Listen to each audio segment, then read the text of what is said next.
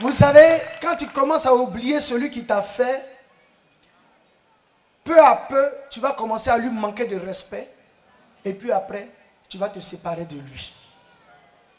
Aujourd'hui, l'ingratitude a tellement atteint un niveau que on a peur aujourd'hui d'aider autrui. On a peur d'aider quelqu'un. Oui, on a peur. Par exemple, dit, tu vas l'aider qui va réussir demain là. C'est le même qui va se lever contre toi. C'est la même qui va se lever contre toi. Donc les choses sont devenues de telle sorte qu'on a peur. Chacun préfère maintenant se gérer lui-même. Tu vas prendre l'enfant de quelqu'un, tu vas le lever et puis demain c'est lui qui va parler mal de toi. Demain c'est lui qui va parler mal de toi. Quand j'étais chez lui, je dormais sur une natte. Mais tu dormais sur une natte. Il y a des gens qui ne dorment pas sur une natte, tu ne sais pas ça. Gloire à Jésus. Ah, toi tu ne sais pas ça. Toi au moins tu dormais sur une natte. Et puis tu dormais sous un toit fermé. Tu ne dormais pas dehors. Mais souvent on vient, on a commencé à critiquer, on commence à parler mal, on commence à... Mais ce que tu fais là, ça va te revenir. Parce que la vie là, tout ce que tu balances là, tu amènes ça là-haut. Mais après ça va redescendre. Gloire à Jésus. Donc moi, en parlant du grand missionnaire Jokai Rocher, il y en a souvent qui se plaignent. Et ce sont les hypocrites là qui aiment se plaindre. Amen. Les hypocrites, des hommes de Dieu. Et ici, ils parlent de l'information. Je vais parler de lui. Si tu ne veux pas, il ne faut plus venir. C'est tout. C'est ce qu'ils font. Et puis, ils ne reconnaissent pas ceux qui les ont fait. Moi, il y a un homme de Dieu qui m'a vu. J'étais avec le prophète Hypothée. Et lors de son mariage, on faisait des courses. Et il nous a vu. Il dit, est-ce que vous savez ce qui me plaît chez vous? On lui a dit non. Il dit, ce qui me plaît chez vous, c'est que vous rendez témoignage de celui qui vous a fait. Nous, là, on a prié pour beaucoup de serviteurs de Dieu qui sont devenus aujourd'hui des stars. Mais quand les gars nous voient, ils nous dépassent sans nous saluer. Vous voyez? Le spirituel a besoin des personnes reconnaissantes. Quand tu es une personne reconnaissante, Dieu t'aime et Dieu peut t'aider. Dieu peut t'aider à aller même dans l'acmé de sa gloire. Pourquoi? Parce qu'il sait que tu es pour lui. Mais déjà quand Dieu même commence à avoir peur de toi, si Dieu a peur de toi, c'est que toi tu es qui alors? Amen. Donc voici le grand missionnaire, voyez, c'est des actes d'amour qu'il pose vis-à-vis de notre Seigneur Jésus. Faisons-le de même. Moi je prie et je demande au Seigneur de me donner toujours la force de l'aimer. Oui, demandez à ma femme. Un jour, elle m'a dit, mais attends, si ce n'était pas l'œuvre de Dieu, toi, qu'est-ce que tu allais faire avec dévouement, avec zèle, avec amour, comme ça? C'est quel travail tu allais pouvoir faire comme ça? Parce que je suis toujours plongé dans cette histoire de Dieu. Et je prie que ça soit aussi de même pour les missionnaires. Parce que c'est de par l'amour de Dieu qu'il peut faire certaines choses avec toi. Gloire à Jésus. J'ai dit gloire à Jésus.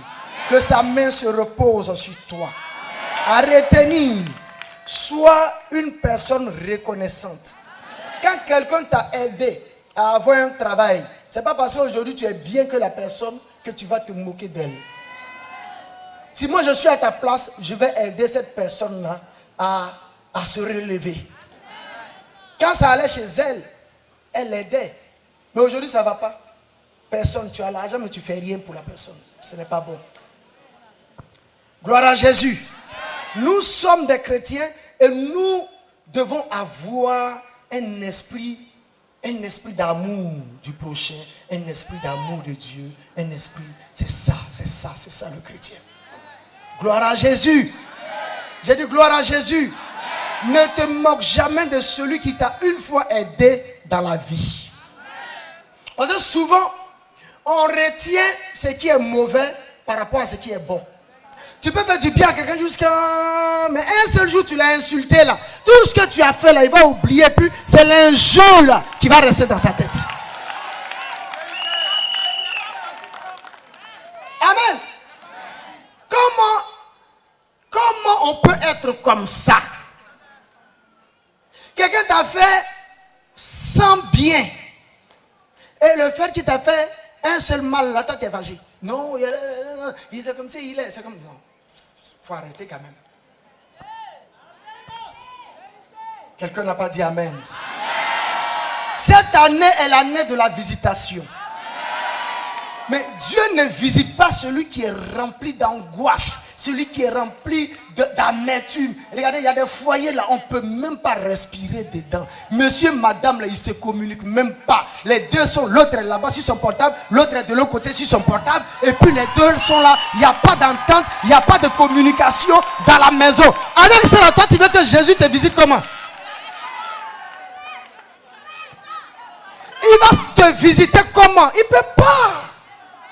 Donc, je vais vous apprendre et vous montrer pendant les cultes comment rester dans une bonne disposition pour recevoir la visite de Jésus.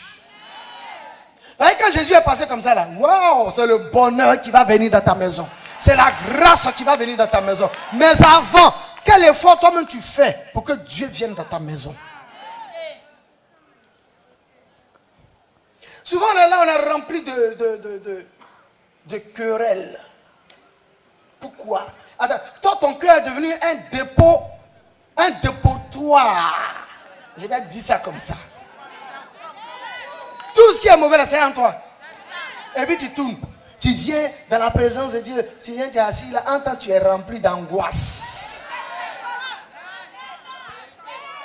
C'est toi toujours, celui-là m'a fait en haut, celle-là m'a fait en haut, celle-là palme m'a...